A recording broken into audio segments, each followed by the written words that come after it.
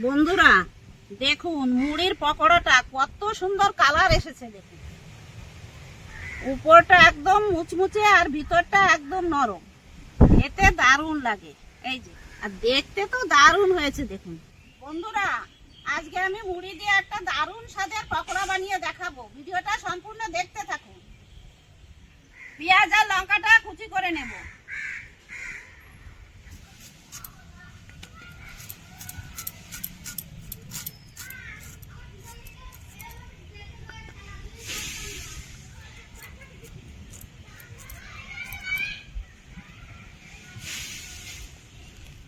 দেখুন একটা পাত্র নিয়ে নিয়েছি, এতে আমি মুড়িটা ঢেলে নেব।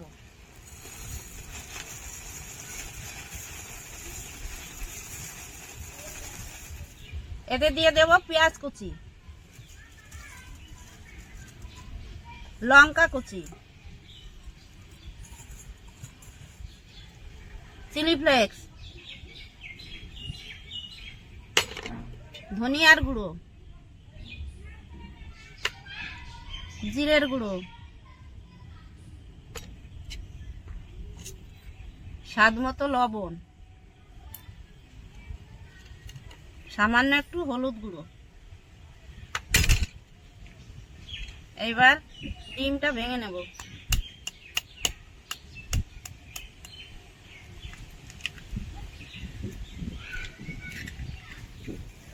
এবার দিয়ে দেব বেসন,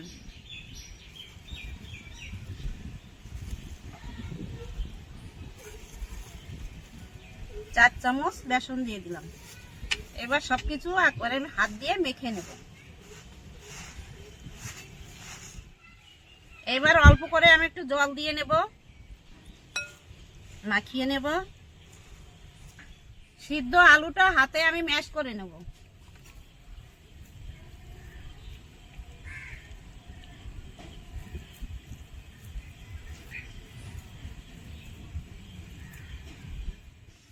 এই যে আমার মুড়িটা ভালো করে মাখানো হয়ে গেছে, এখন আমি হাতে ছেপ দিয়ে নেব। এই যে লম্বা লম্বা করে তো ছেপ দিয়ে নেব। এই যে কিছুটা মাখানো মুড়ি নিয়ে আমি এইভাবে ছেপ দিয়ে নিচ্ছি হাতের ভিতর দিয়ে। এই যে দেখুন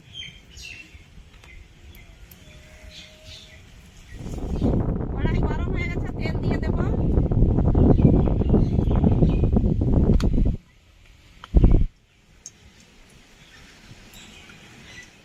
তেল গরম হয়ে গেছে, পকোড়াগুলো এক এক করে আমি ছেড়ে দেব।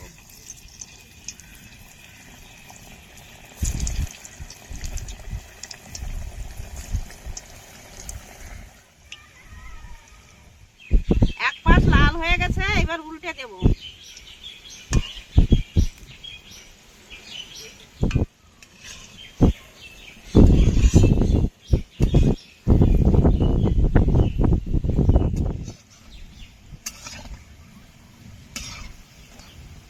বন্ধুরা দেখুন কত সুন্দর কালার এসে গেছে আর হয়েও গেছে। এবার আমি তুলে নেব। এই যে দেখুন